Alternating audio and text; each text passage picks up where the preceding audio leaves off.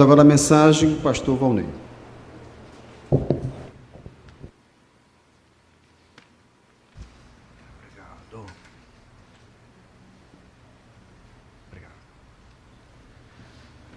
Boa noite. Que maravilha estarmos reunidos para adorar ao Senhor com cânticos, com a nossa oração, com a nossa atenção. Estamos estudando o livro do profeta Isaías e temos estudado o capítulo 12 e entendemos que esse capítulo é um cântico e nesse cântico aprendemos que somente o Senhor é por nós. Lembre-se disso, somente o Senhor é por sua vida, somente Deus cuida de nós no meio das dificuldades. Os homens temos amigos, irmãos, parentes, certamente cada um tem o seu papel, no entanto, no final das contas, é o Senhor que cuida de nós em todos os momentos e em todas as situações. Isaías capítulo 12. Mas antes de ler Isaías 12, e nós já começamos a estudar esse cântico, é importante dizer que o livro do profeta Isaías, ele é dividido em partes, e no final de cada sessão, nós temos ali um cântico de adoração a Deus que reflete muito da mensagem dos capítulos anteriores. Importante também a gente entender que quando esse livro foi escrito, ele não era dividido em capítulos como nós temos hoje, mas ele era dividido em partes, certo? E essas partes seriam, digamos assim, os capítulos, e o cântico dividia, finalizava uma parte. Aqui no capítulo 12, finalizou uma sessão. No capítulo 5, temos uma poesia ali também, finalizou outra sessão. E assim vai acontecendo ao longo do livro do profeta Isaías. E é importante também lembrar, algo que a gente sempre tem enfatizado dentro desse livro, que nós temos como se fosse o quinto evangelho. É um dos livros da Bíblia que mais fala da vinda do Messias e do seu projeto de salvação do pecador perdido. Por isso, no meio das dificuldades de Israel e de Judá, nós temos vários textos que falam sobre o Messias. São oráculos de salvação, são mensagens de Deus para motivar o povo no meio das dificuldades. E isso deve ser muito importante para nós, porque a mensagem da palavra de Deus, ela nos motiva baseado no que vai acontecer no futuro. Hoje você está passando por um problema ou por uma dificuldade, talvez o Senhor nosso Deus queira que você passe por um problema e por uma dificuldade. Talvez o Senhor queira lhe livrar do problema e da dificuldade. Nós não sabemos. Por isso nós oramos, confiamos no Senhor e no plano de Deus. Mas no meio do problema e da dificuldade, ou da perseguição, qual é o nosso conforto? É a vinda do Messias. Já veio, fez-se carne, habitou entre nós, morreu pelos nossos pecados, ressuscitou, subiu aos céus e estamos aguardando o seu retorno. Essa é a nossa viva esperança, essa é a promessa de conforto no meio dos problemas e dificuldades que nós temos mediante a palavra de Deus. Isso indica que enquanto estamos aqui nesta terra, passaremos por tribulações, passaremos por dificuldade, mas lembra do que o Senhor Jesus falou? Tem de bom ânimo, porque eu venci o mundo. Então aqui é uma peregrinação. Nós temos que ter as nossas expectativas muito bem ancoradas na realidade. Talvez soframos muito, porque temos expectativas elevadas demais no meio do mundo em que nós vivemos. E quando não conquistamos aquilo que imaginamos que merecemos, caímos no sofrimento, caímos numa desolação e não buscamos aquilo que o Senhor realmente de fato promete para nós. Uma breve retrospectiva. Em Isaías capítulo 2, nós lemos assim no verso 2: Nos últimos dias acontecerá que o monte da casa do Senhor será estabelecido no cimo dos montes e se elevará sobre os outeiros, e para ele afluirão todos os povos. Irão muitas nações e dirão: vinde, subamos ao monte do Senhor e à casa do Deus de Jacó, para que nos ensine os seus caminhos, andemos pelas suas veredas, porque de Sião sairá a lei e a palavra do Senhor de Jerusalém. Então, vai ter um dia em que as nações vão lá em Sião, o monte onde está a cidade de Jerusalém, e as nações vão querer aprender da palavra de Deus, e vai ser ensinado ali. Isso acontece hoje? Não. As nações querem a palavra de Deus? Não. Isso não aconteceu ainda, mas vai acontecer certamente quando da vinda do Messias, do Senhor Jesus Cristo, sua segunda vinda, para estabelecer o seu reino. Essa é a nossa viva esperança. É nisso que nós confiamos e aguardamos. E então, outro texto muito relevante das promessas do Senhor está no capítulo 7, verso 14. Nós lemos assim: portanto, o Senhor mesmo vos dará um sinal, eis que a virgem conceberá e dará à luz um filho, e lhe chamará Emanuel. Ele comerá manteiga e mel quando souber desprezar o mal e escolher o bem. Na verdade, antes que este menino saiba desprezar o mal e escolher o bem, será desamparada a terra ante cujos 2 reis tu tremes de medo. Aqui já no reino de Acás, mas a promessa do Messias, esse menino que também é Deus, que virá, né, e terá, digamos assim, esse poder nas suas mãos, nascendo de uma virgem. Mais à frente, nós temos o capítulo 9, a partir do verso 1. E nós lemos assim, veja a partir do versículo 6, para a gente não se alongar tanto. Porque um menino nos nasceu, um filho se nos deu, o governo está sobre os seus ombros, e o seu nome será maravilhoso, conselheiro, Deus forte, Pai da eternidade, príncipe da paz. Para que se aumente o seu governo, e venha paz sem fim sobre o trono de Davi, e sobre o seu reino, para o estabelecer e o firmar mediante o juízo e a justiça, desde agora e para sempre. O zelo do Senhor dos Exércitos fará isso. Mais uma vez um texto que fala sobre esse menino. Ele nasceu de uma virgem, é um menino, mas não é qualquer menino, ele é Deus também, e o governo e o poder e toda a sabedoria estará nas mãos dele. Ele estabelecerá uma paz sem fim. Quando diz na casa de Davi, é porque esse menino vai ser filho de Davi, sabemos que é o Senhor Jesus Cristo, e ele vai governar por toda a eternidade sobre todas as nações da terra. E ainda no capítulo 11, nós lemos há pouco, verso 1, do tronco de Jessé sairá um rebento, e das raízes um renovo. E o verso 10, naquele dia recorrerão as nações à raiz de Jessé, que está posta por estandarte dos povos, a glória lhe será a morada.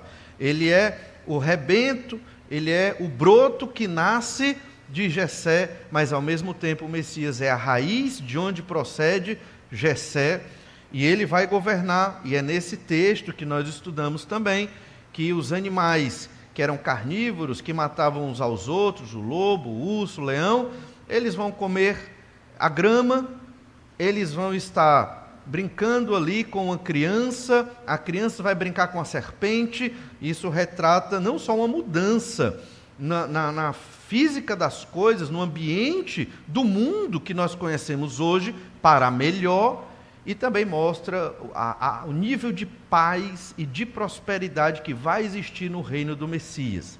Enquanto tudo isso é proclamado aqui, entre estes capítulos que nós lemos, estavam acontecendo guerras. No capítulo 7, 8, a guerra sírio-efraimita, né?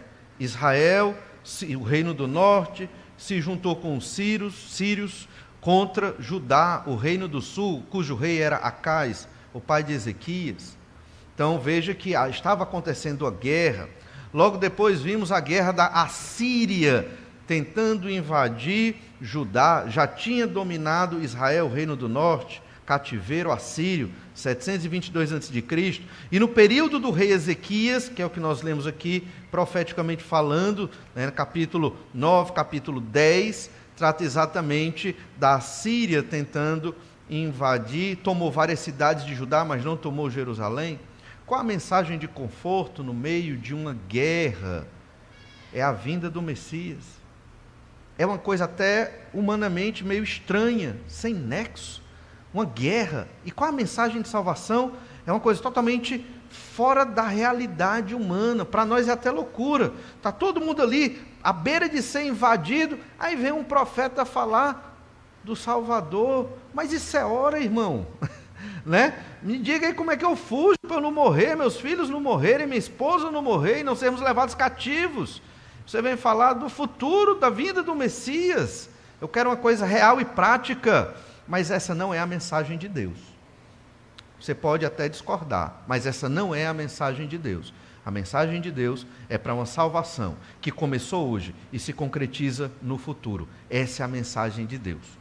E é por isso que hoje temos que investir a nossa vida nas coisas do Senhor. Investir a vida é investir o tempo.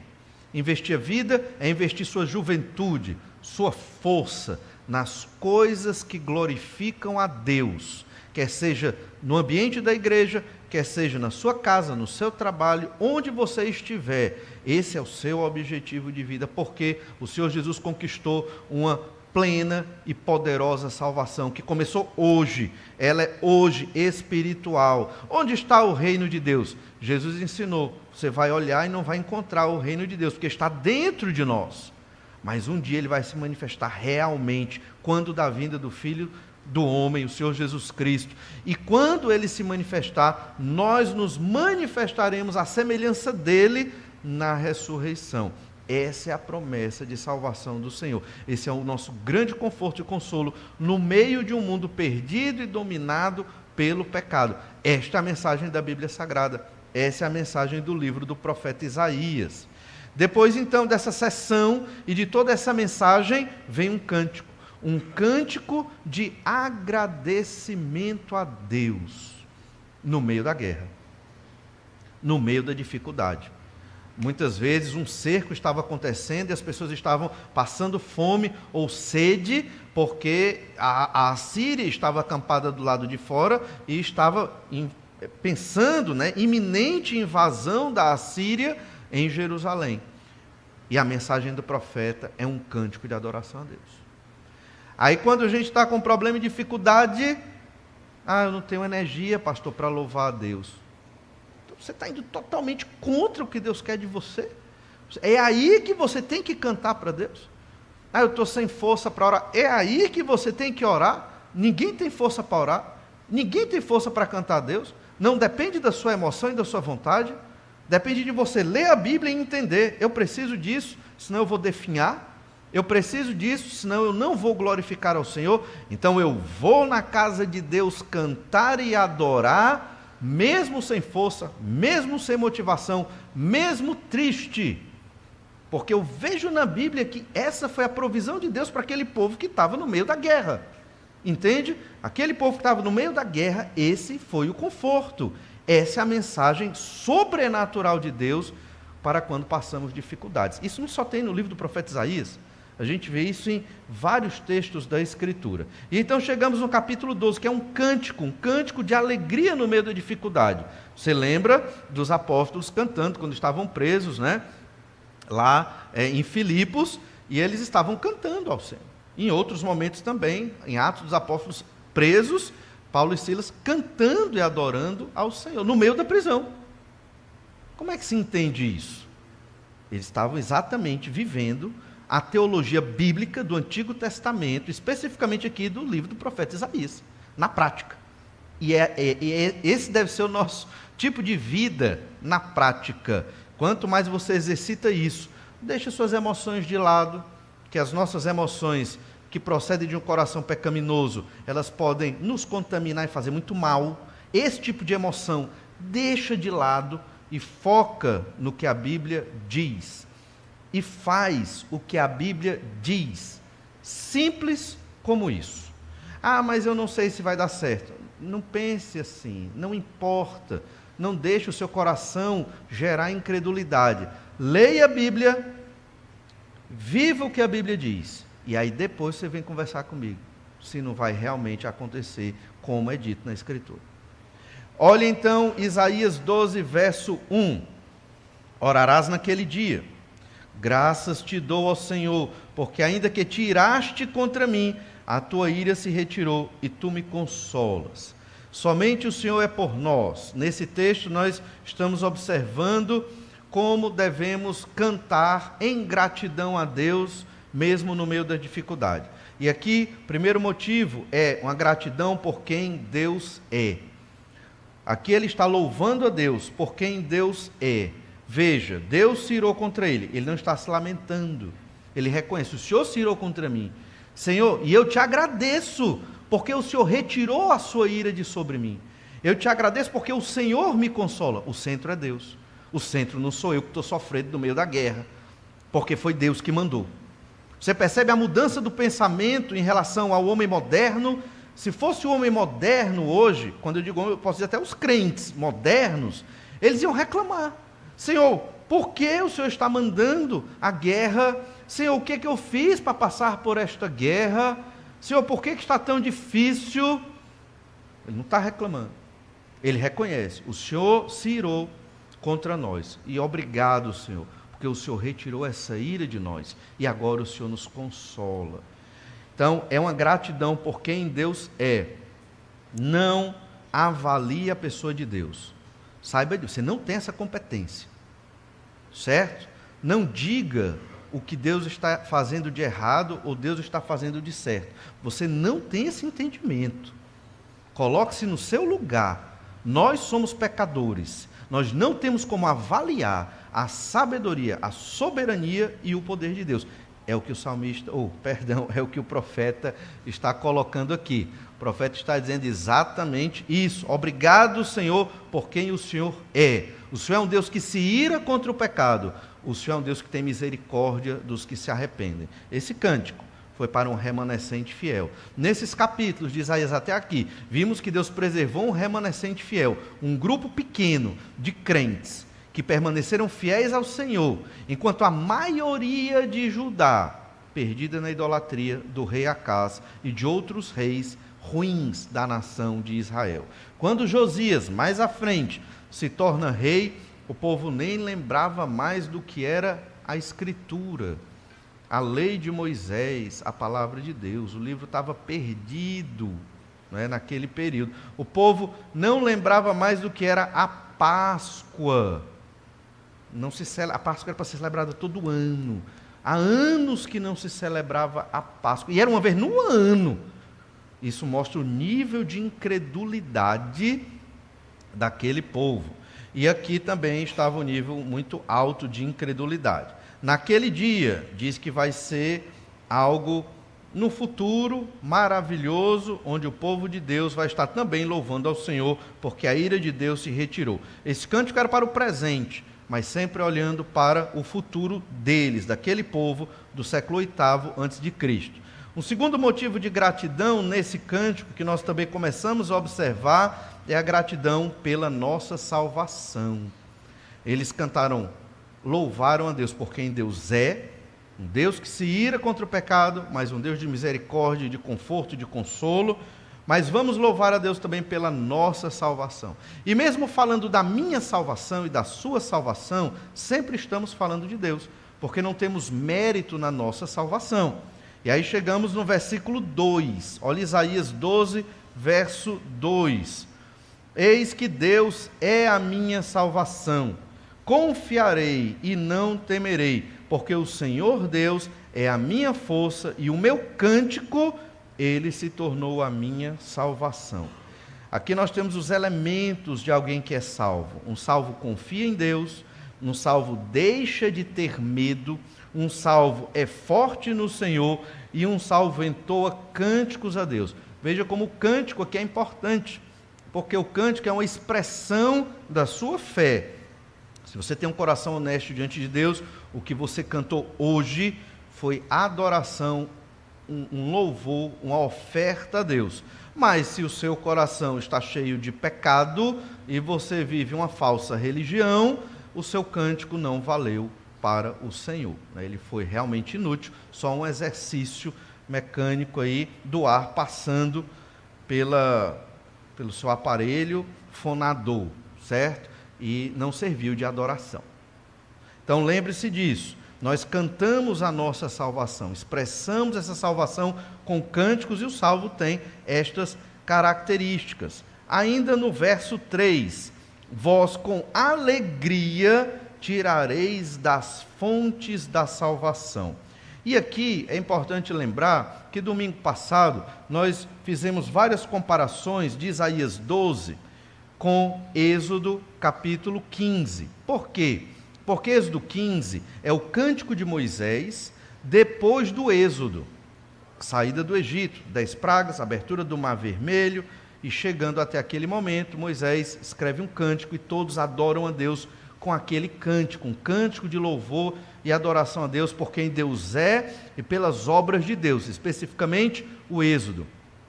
O Êxodo, ele é um tema repetido em todo o Antigo Testamento, no livro dos profetas principalmente, mas como um exemplo de um primeiro Êxodo que aconteceu no Egito. E aqui nós vimos no capítulo 11 um segundo Êxodo que vai acontecer, um Êxodo que vai ser da Assíria, um Êxodo que no futuro, aqueles que são o remanescente fiel, os crentes no Senhor Jesus Cristo, vão ser libertos da escravidão completa do pecado, e as nações também o serão. Vimos isso no final do capítulo 11. E aí temos um cântico, capítulo 12. Entende? Muito semelhante ao Êxodo lá do período de Moisés. Então aqui nós temos também outro elemento que faz essa comparação com o Êxodo. Vós com alegria tirareis águas das fontes da salvação. O que significa tirar águas das fontes da salvação? A ideia de águas remete ao Êxodo, abertura do Mar Vermelho. O Eufrates foi fendido, em 7 canais, 7 rios menores, para que se passasse a pé enxuto, como nós lemos aqui no final do capítulo 11. Então a ideia é levando aquele que está cantando para lembrar do primeiro Êxodo e entender que vai ter um segundo. E esse Êxodo será para todo o planeta, para todos aqueles que creram no Senhor Jesus como seu Senhor e Salvador, uma verdadeira libertação da opressão dos governos idólatras e incrédulos. Isso um dia ainda vai acontecer. Essa expressão, tirar água das fontes da salvação, refere-se a um manancial no deserto. O que é uma fonte da salvação? É quando você está no deserto, caminhando, e aí você encontra um oásis, como ali nas palmeiras de Elim, e então tem muita água brotando da terra, como se fossem olhos d'água, e ali as pessoas sedentas, morrendo de sede, conseguem vida. É um manancial de águas, é a salvação. É uma metáfora para mostrar a nossa plena e poderosa salvação. E não foi à toa que sempre essa figura aparece, ou muitas vezes, nos evangelhos. Lá em João, capítulo 7, verso 37, nós lemos assim: no último dia, o grande dia da festa, levantou-se Jesus e exclamou: se alguém tem sede, venha a mim e beba. Quem crê em mim, como diz a Escritura, do seu interior fluirão rios de água viva. Do interior do crente fluirão. Você não precisa mais ir no manancial beber, você é o manancial. A água sai de você.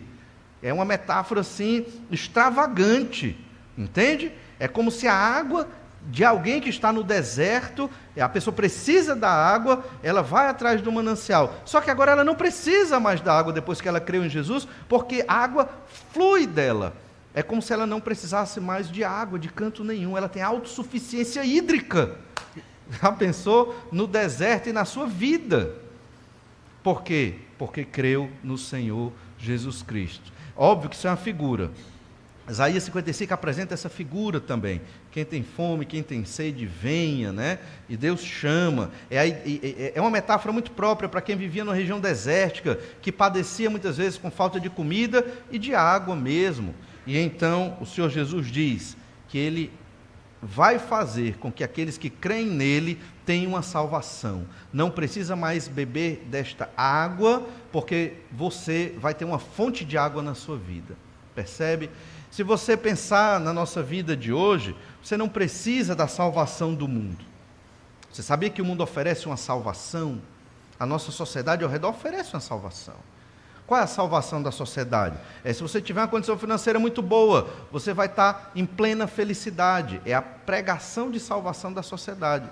Você vai se realizar quando você chegar no ápice da sua profissão, quando você conquistar os seus sonhos de consumo, quando você conquistar os seus sonhos de vida aqui na terra, você vai se sentir realizado. Essa é a salvação do mundo de hoje.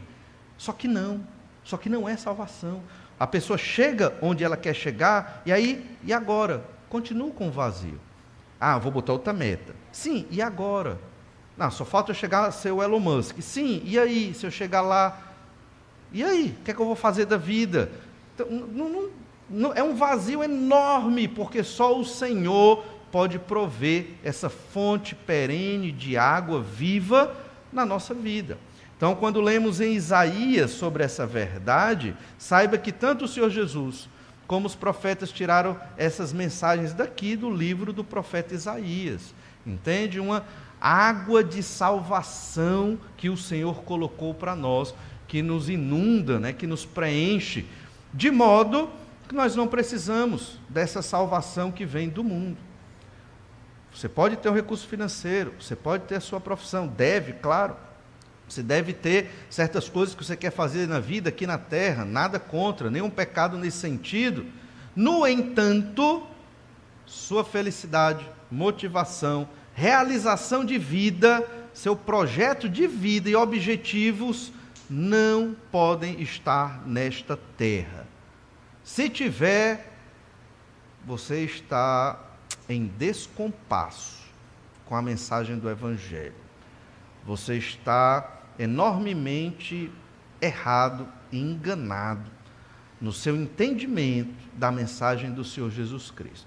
Pelo que nós temos estudado no profeta Isaías, em outros textos da Bíblia, no livro de Deuteronômio, nos 10 mandamentos, nós observamos que o Senhor, Ele quer exclusividade na nossa vida. Ele é o centro, Ele é a pessoa mais importante e tem que ser a pessoa mais importante na vida de um crente. Na vida de todo ser humano deveria, mas especialmente na vida de um crente no Senhor Jesus Cristo. Então, tirar água das fontes de salvação, tema que apareceu ali no Êxodo, né? A abertura do Mar Vermelho, as águas de Mara, os poços de Elim, a água que saiu da rocha, foi uma temática constante do primeiro Êxodo, por isso que aqui, novamente, ele remete ao segundo Êxodo, do final do capítulo 11 de Isaías, e Jesus falou dessas fontes de água da vida, da água da salvação, que é uma figura, claro, para a salvação que Jesus conquistou para nós. Lá em João capítulo 4, verso 10, ainda lemos assim: replicou-lhe Jesus: se conheceras o dom de Deus, de quem é o que te pede, dá-me de beber, tu lhe pedirias, e ele te daria água viva. Conversando com a mulher samaritana, Jesus volta para esse mesmo tema: água viva, uma água boa para beber, uma água que dá vida, uma água que me mantém vivo no meio do deserto. Respondeu-lhe ela: Senhor, tu não tens com que tirar, e o poço é fundo. Onde, pois, tens água viva? Verso 12: és tu porventura maior do que Jacó, o nosso pai, que nos deu o poço, do qual ele mesmo bebeu, e bem assim seus filhos e seu gado? Afirmou-lhe Jesus: quem beber desta água tornará a ter sede. Aquele, porém, que beber da água que eu lhe der, nunca mais terá sede. Pelo contrário, a água que eu lhe der será nele uma fonte a jorrar para a vida eterna. Então é uma água que mata a sua sede espiritual hoje e jorra para a vida eterna. É a figura de que a sua salvação começou hoje, nessa sociedade corrompida e caída, e ela se estende até toda a eternidade. Somos salvos em Cristo, e seremos e viveremos como salvos até o dia da nossa ressurreição. Essa salvação, ela se estende. Essa é a figura que o Senhor Jesus coloca aqui. E lá em Lucas 1, 67, Zacarias, seu pai, cheio do Espírito Santo, profetizou dizendo: bendito seja o Senhor Deus de Israel, porque visitou e redimiu o seu povo, e nos suscitou plena e poderosa salvação na casa de Davi, seu servo, como prometera desde a antiguidade por boca dos seus santos profetas. É o que nós estamos lendo e cantando aqui no capítulo 12 do livro do profeta Isaías. É o que Zacarias também está cantando aqui, é o cântico de Zacarias, é uma plena e poderosa salvação. Logo, devemos ser gratos pela nossa salvação. Problemas financeiros, depressões, problemas de saúde, infelicidades, decepções, rejeições e uma série de outros problemas que todos nós enfrentamos. E o crente deve louvar a Deus por sua plena e poderosa salvação, que começou hoje e vai por toda a eternidade. Esse é o nosso conforto, esse é o nosso consolo. E quando você faz esse exercício espiritual, o Senhor vai te preencher e te encher deste manancial de água viva que é a salvação no Senhor Jesus Cristo. E é por isso que um crente em Jesus, ele pode, mesmo no meio dos problemas, cantar alegre, louvando ao Senhor. Olha o que diz o verso 3: vós com alegria tirareis água das fontes da salvação. Com alegria. Às vezes estamos tristes e devemos ficar tristes. Não, a gente não tem que manipular uma emoção. Está triste? Está triste. Mas é o momento de orar a Deus. É o momento de cantar a Deus. Triste, para que o Senhor reverta a nossa condição. E é o momento de agradecer a Deus por quem Deus é e por tão grande salvação. E o outro ensino desse cântico, nós observamos do verso 4 em diante. Glorificamos a Deus quando apresentamos o seu nome entre os povos. Então você canta grato por ter a oportunidade de glorificar a Deus. Você agradece a Deus por quem Deus é, você agradece a Deus pela sua salvação no cântico, e você agradece a Deus pela oportunidade que você tem de glorificar o nome de Deus. Esse cântico, ele começa com o profeta. Pelos verbos e pronomes, ele se estende para o remanescente fiel, para o povo. Mas agora, esse cântico, ele sai do meio dos crentes e ele vai para todas as nações. Isso é a obra missionária no Antigo Testamento. Os crentes não podem ficar com este cântico de salvação só para si. Nós temos que entoar esse cântico para os outros povos. Nós aprendemos a pregar o Evangelho pelo plano romano de salvação, né? Acho que os crentes mais antigos sabem. Eu, no início, na minha adolescência, eu anotava na minha Bíblia, né? Aí começava lá, Romanos 3,10, na capa da Bíblia. Aí quando eu ia lá para Romanos 3,10, aí eu anotava Romanos 3,23. Aí eu ia lá para Romanos 3,23, aí eu anotava, não, Romanos 5,8. Aí eu ia lá para Romanos 5,8. Aí eu ia pulando, né? Porque estava aprendendo e tudo. E aí eu repetia, é um plano de salvação. Não é errado, é um método. Nós somos seres assim, sistemáticos, e a gente cria um sistema para facilitar a nossa vida. A princípio, não tem muito problema com isso.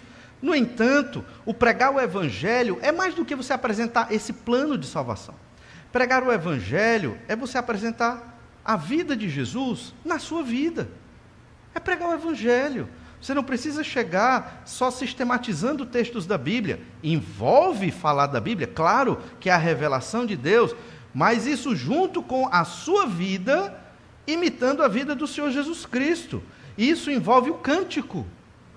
Entende? Aqui a ideia de proclamar o Evangelho é cantar louvores a Deus. Quando a igreja está cantando louvores a Deus, ela está proclamando o Evangelho também. Ela está orando também. Então o louvor não é só um exercício artístico, né? O cântico é uma forma de oração também, é uma forma de proclamar o Evangelho também, e Deus vai usar tudo isso para que os povos conheçam a verdade da palavra de Deus. E é por isso que nós entendemos que esse é o último ensino aqui do cântico, gratidão por poder glorificar a Deus. E aqui a ideia, obviamente, eu não vou me glorificar, eu vou glorificar a Deus. Olha o verso 4, Isaías 12:4. Direis naquele dia: dai graças ao Senhor, invocai o seu nome, tornai manifestos os seus feitos entre os povos, relembrai que é excelso o seu nome. O que é que eu vou dizer? O que é que eu vou cantar? dar graças a Deus, é o louvor ao Senhor pela salvação recebida. Isso eu vou falar no meio das pessoas. Então, como é que você pode pregar o evangelho no seu trabalho ou na família que você tem que ainda não creu em Jesus? Louve a Deus, agradeça a Deus por sua salvação. Simples, né? Ore e manifeste essa gratidão. Só isso, que não é só, vai causar um grande impacto nas pessoas não crentes ao seu redor. Ainda no verso 4 fala de invocar o nome do Senhor. Deus se fez conhecido pelo seu nome. O que é invocar o nome de Deus? Você fala do nome de Deus, você clama o nome de Deus para a sua vida. Aqueles que creram em Jesus tiveram que invocar o nome do Senhor, confessar o nome do Senhor Jesus Cristo, e o nome de Deus aqui, extremamente relevante e santo, é, como estudamos de manhã, o eu sou. Então você invoca o nome de Deus, onde você estiver, você carrega o nome de Deus, onde você estiver, você está evangelizando. Você não precisa só falar os versículos sistematizados do plano, aquele plano romano de salvação. Também pode acontecer isso, mas evangelizar não é só isso, entende? É com a sua vida, é com o seu cântico, é com a sua postura ao falar do nome de Deus. Olha, no meio da sociedade que nós vivemos, se você é um crente verdadeiramente feliz e satisfeito, mesmo no meio das dificuldades, as pessoas vão ver isso em você e você estará evangelizando. E elas vão chegar perto de você e elas vão querer descobrir o que aconteceu. E aí você glorifica a Deus. Não é porque Jesus é maravilhoso, não é? É porque um dia Jesus me salvou. É porque o Senhor Jesus me conforta no meio das dificuldades. Eu tenho tantos problemas quanto você, mas o Senhor Jesus é a minha provisão de felicidade. Óbvio que vai ter dia que nós vamos estar tristes, preocupados, talvez desconsolados, mas à medida que você vai caminhando na sua fé com o Senhor, no seu relacionamento com Deus, o Senhor vai te fortalecendo. O cântico do capítulo 12 é para um remanescente fiel, não foi para todo Judá.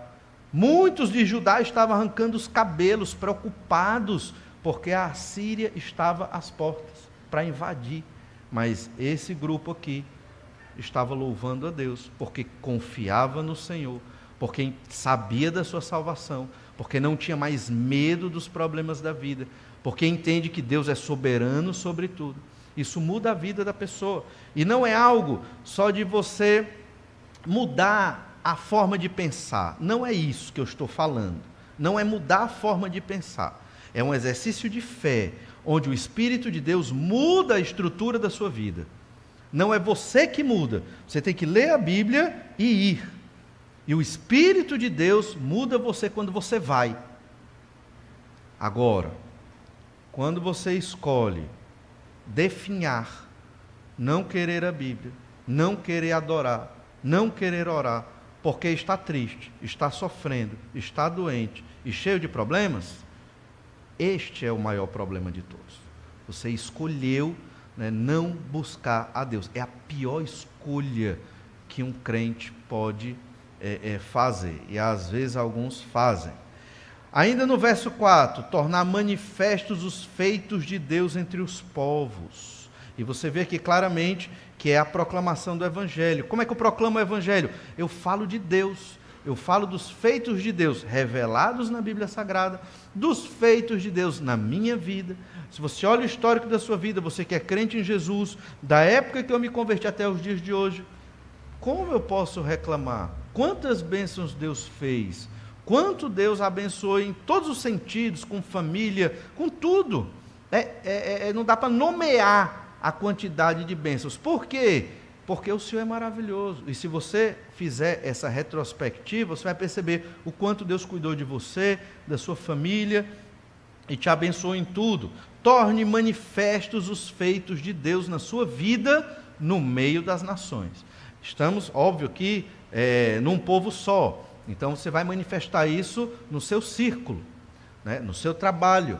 Você vai manifestar isso na sua família, de uma maneira simples e natural, mostrando como Deus tem agido na sua vida. Por isso, nosso maior esforço é compreender mais sobre Deus, obedecer mais ao Senhor e naturalmente a nossa vida, ela vai apresentar o Evangelho do Senhor. Vamos estar alegres, cantando as obras do Senhor no meio dos povos, e essa alegria não vai ser uma alegria porque as coisas vão bem, às vezes nem estão bem ao nosso redor, é uma alegria por conta da salvação que temos em Jesus. E ainda, no final do verso 4, relembrar que o nome de Deus é excelso. Relembrar literalmente significa trazer à lembrança. É usado com frequência para garantir que algo seja e esteja em primeiro plano na minha vida. Eu vou trazer a lembrança porque eu quero colocar sempre em primeiro lugar. Se não formos vigilantes, Deus vai indo para um lugar lá no final da lista de prioridades da nossa vida. Porque nós somos imediatistas, individualistas e muito egoístas. E esquecemos de glorificar o nome do Senhor nosso Deus. Olha o verso 5, Isaías 12, 5. Cantai louvores ao Senhor, porque fez coisas grandiosas. Saiba-se isto em toda a terra. Adorar a Deus é cantar sobre as obras de Deus, a pessoa de Deus e as obras de Deus. O Senhor fez coisas grandiosas.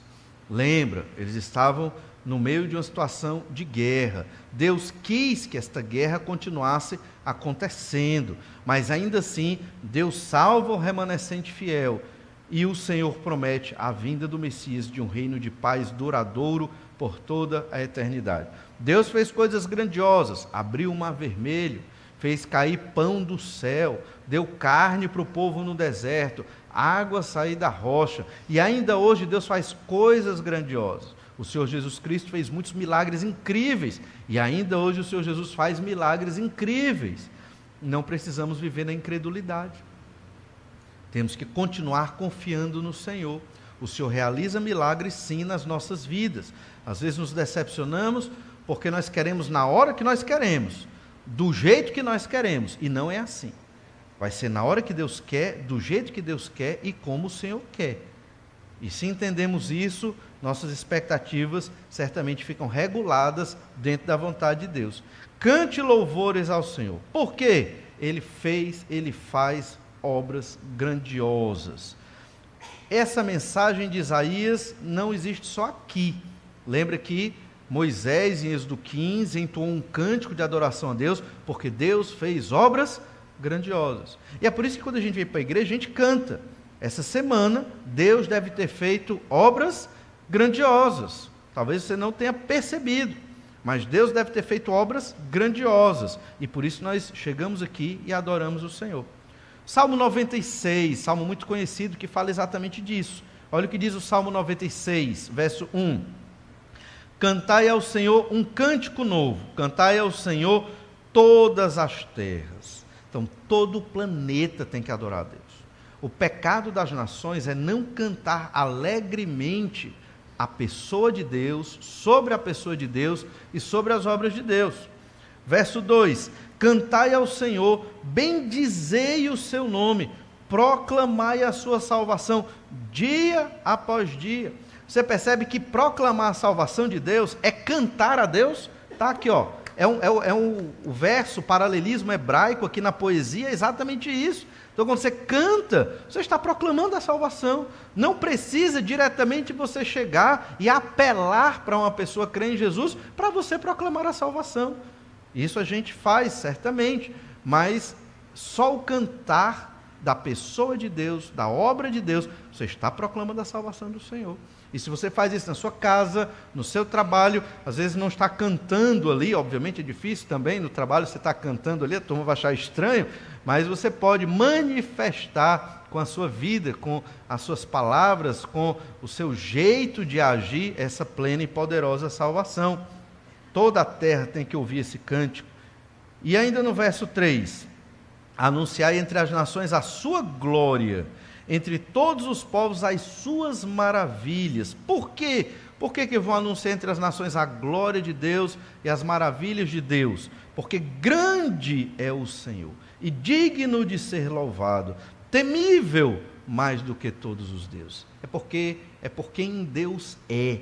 Ele é grande, ele é temível, ele tem uma poderosa salvação. E eu vou falar disso. Eu não vou tentar captar membros para a igreja. Não é esse o propósito. Não é essa a finalidade. Não é isso que nós desejamos e queremos. Nós queremos adorar a Deus, glorificar a Deus, falar da plena e poderosa salvação do Senhor, e o resto Deus vai agir. Se você é um crente que lê a palavra de Deus, a sua Bíblia, vive em oração, tem uma vida de oração, uma devoção a Deus, leva com seriedade o seu compromisso com o Senhor, naturalmente você vai estar pregando esse evangelho. Talvez nem perceba, você já está pregando e falando e cantando e manifestando sua vida com o Senhor no meio das pessoas que não têm o Senhor Jesus Cristo. E o resto da obra, quem faz é Deus. Deus é que vai agir na vida das pessoas. Lá em Isaías 9:7, nós temos algo semelhante sobre todo o planeta ter que ouvir sobre o Senhor. Lá em Isaías 9:7, lemos assim: para que se aumente o seu governo. Vai aumentar o governo de Deus. Venha paz sem fim sobre o trono de Davi, sobre o seu reino, para o estabelecer e o firmar mediante o juízo e a justiça. Mas a ideia principal aqui, aumentar o governo do Senhor Jesus Cristo. Esse aumento acontece hoje, diariamente muitas pessoas creem no Senhor Jesus Cristo, em várias igrejas que professam o nome do Senhor Jesus, outros creem lendo a Bíblia, outros creem pela internet, outros creem de várias formas, ouvindo a palavra de Deus, ação do Espírito Santo. Todo dia as pessoas estão se convertendo, é Deus agindo no nosso meio. É claro que, mesmo agindo dessa forma, nós podemos, de uma maneira bem enfática e pessoalmente, pregar o Evangelho de Jesus, é óbvio. E lá em Isaías 11, 14, 16 também fala dessa expansão do nome de Deus para as nações. Isaías 11, 14, antes voarão para sobre os ombros dos filisteus ao ocidente, juntos despojarão os filhos do oriente, contra Edom e Moabe lançarão as mãos, e os filhos de Amon lhes serão sujeitos. O Senhor destruirá totalmente o braço do mar do Egito, e com a força do seu vento moverá a mão contra o Eufrates, e ferindo-o dividi-lo-á em 7 canais, de sorte que qualquer o atravessará de sandálias. Haverá caminho plano para o restante do seu povo, que for deixado da Assíria, como houve para Israel no dia em que subiu da terra do Egito. Várias nações serão atingidas pelo poder do Senhor. É certo que esse texto fala da punição de várias nações. A partir do capítulo 13, nós temos várias profecias de juízo de Deus contra muitas dessas nações. E o Senhor se ira contra elas. Sim, por conta do seu pecado de idolatria e por não glorificar o nome de Deus. Mas, ao mesmo tempo, o Senhor salva muitas pessoas destas nações. Quando vai uma mensagem de juízo, vai acompanhando uma mensagem de salvação também. Muitos deles foram salvos, como aconteceu no êxodo no Egito. Muitos egípcios acompanharam os israelitas no êxodo. Daí veio tanto ouro, tanta riqueza. Os israelitas, ao sair do Egito naquela noite, acabaram despojando os egípcios. E tiveram condição de fazer o tabernáculo ali. O Senhor Jesus fez sinais maravilhosos e gloriosos quando esteve na terra. Então, o Senhor Jesus Cristo, Ele cumpriu todas essas promessas do Antigo Testamento. O Senhor Jesus Cristo também é a pregação viva desse plano de salvação do Senhor nosso Deus. E nós lemos isso lá em Mateus 24, verso 29, a mesma ideia de Isaías: todas as nações vão ouvir o cântico de salvação. Mas olha como é dito lá em Mateus 24, 29. Logo em seguida, a tribulação daqueles dias, o sol escurecerá, a lua não dará sua claridade, as estrelas cairão do firmamento, e os poderes dos céus serão abalados. Então aparecerá no céu o sinal do Filho do Homem. Todos os povos da terra se lamentarão e verão o Filho do Homem vindo sobre as nuvens do céu, com poder e muita glória. Ele enviará os seus anjos com grande clangor de trombeta, os quais reunirão os seus escolhidos dos 4 ventos, de uma a outra extremidade dos céus. Quando o Senhor Jesus voltar, todas as nações verão o Senhor, Muitas se lamentarão, porque aconteceu mesmo o que estava predito, e elas viveram na incredulidade dos seus próprios pecados. Mas aqueles que forem salvos, o remanescente fiel, vão ser recolhidos pelos anjos do Senhor e viverão eternamente com o Senhor Jesus Cristo. Lá em Apocalipse 1,7 diz ainda: eis que vem com as nuvens e todo olho o verá, até quantos o traspassaram, e todas as tribos da terra se lamentarão sobre ele. Certamente. Amém. Isso vai acontecer. O que Isaías está profetizando é para que Israel e nós hoje, igreja, façamos, cantemos a glória de Deus, anunciemos as obras do Senhor, glorifiquemos o nome de Deus com a nossa vida. É a nossa missão. Era a missão de Israel também. É a missão de todo crente no Senhor Jesus Cristo. É glorificar o nome de Deus, para que o Senhor junte aqueles que Ele quer salvar. O Senhor Jesus Cristo, quando vier na sua segunda vinda, vai terminar de cumprir esta missão, que foi dada para Israel, não fez adequadamente.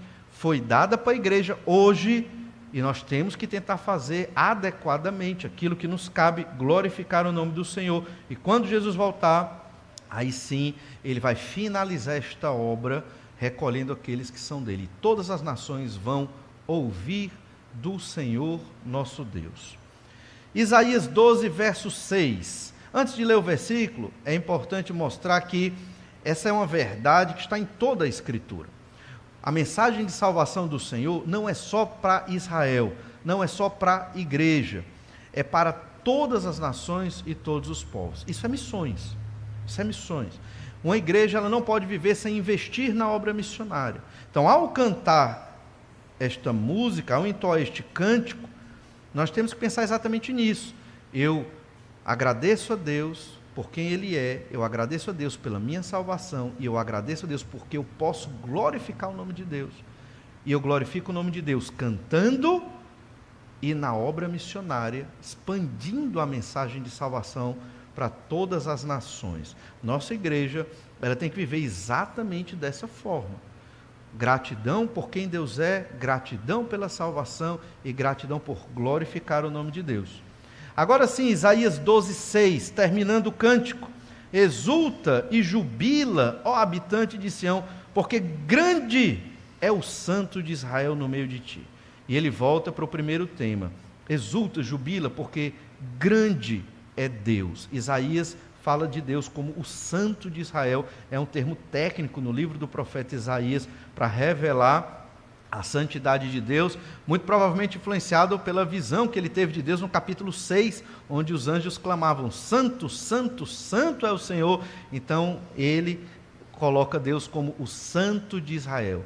Então você veio na igreja para cantar e adorar Deus, porque Deus é grande, Ele é santo.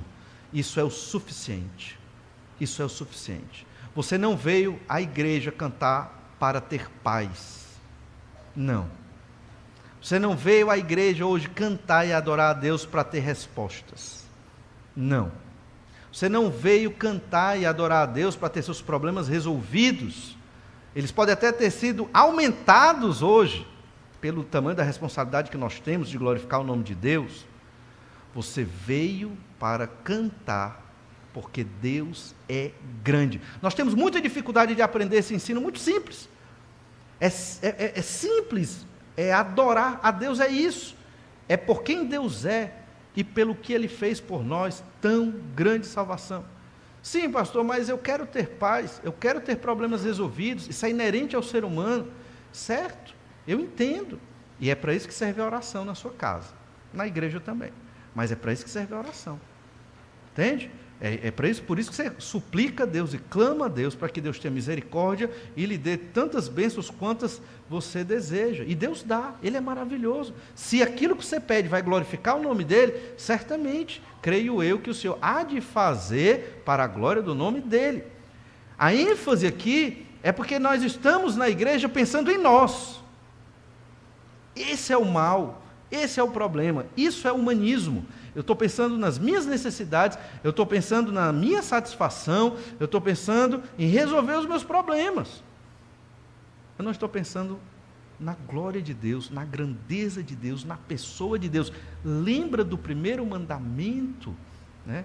Eu tenho que ter só Deus como Deus na minha vida.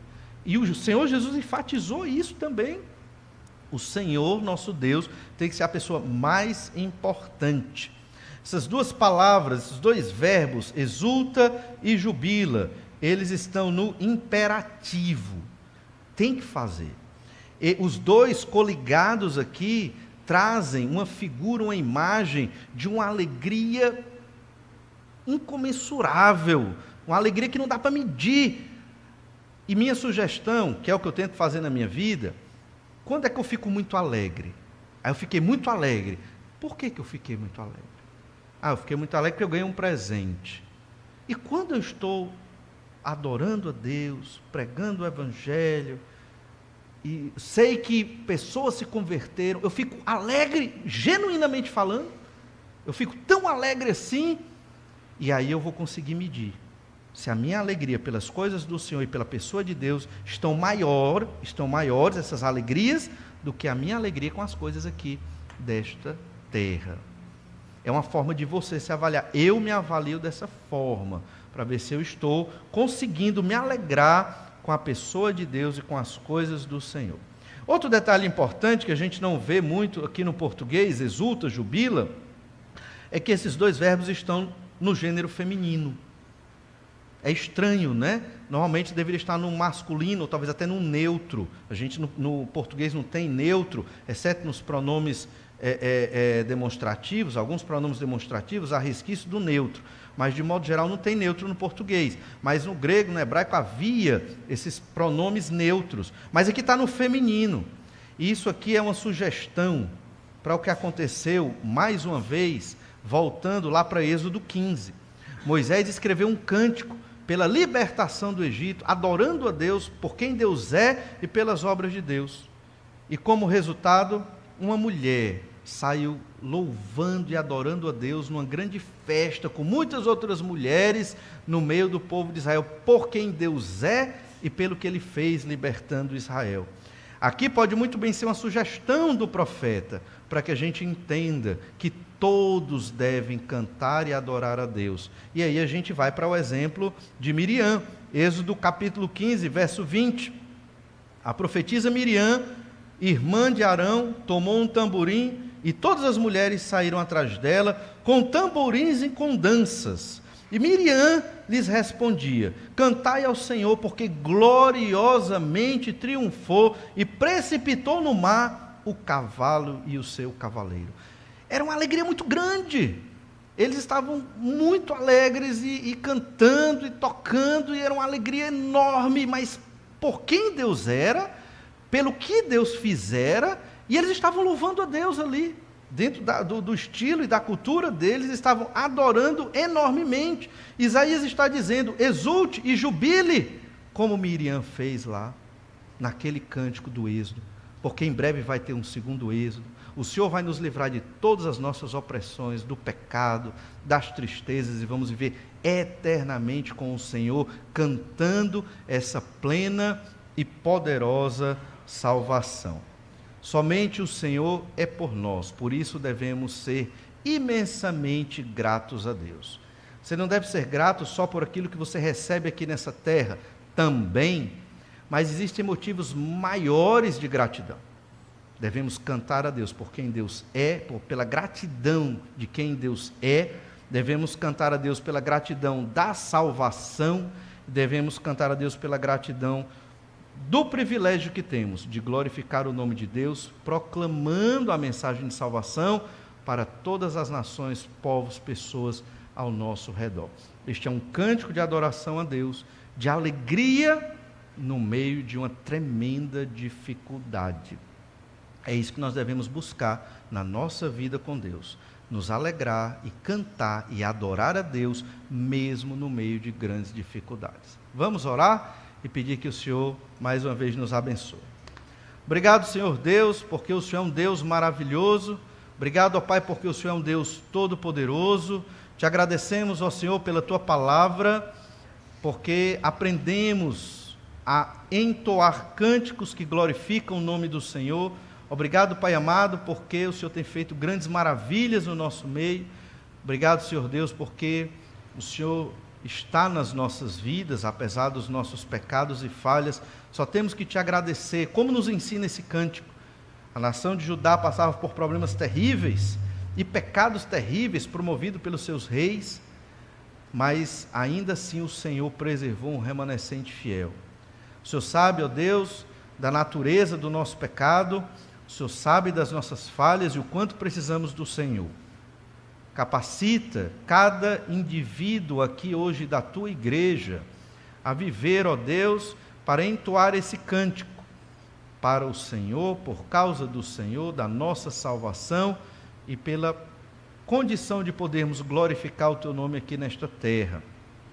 Ajuda também, Senhor, aqueles que ainda não creram em Jesus e que aqui estão, que pela tua graça e misericórdia, que teu Santo Espírito haja na vida destes, para que haja salvação e eles percebam como é maravilhoso viver para glorificar o nome do Senhor. Por tudo isso, ó Deus, nós oramos gratos em nome de Jesus. Amém. Você tem um tempo de oração silenciosa, converse um pouco mais com o Senhor, seu Deus. Deus lhe abençoe durante a semana e até breve.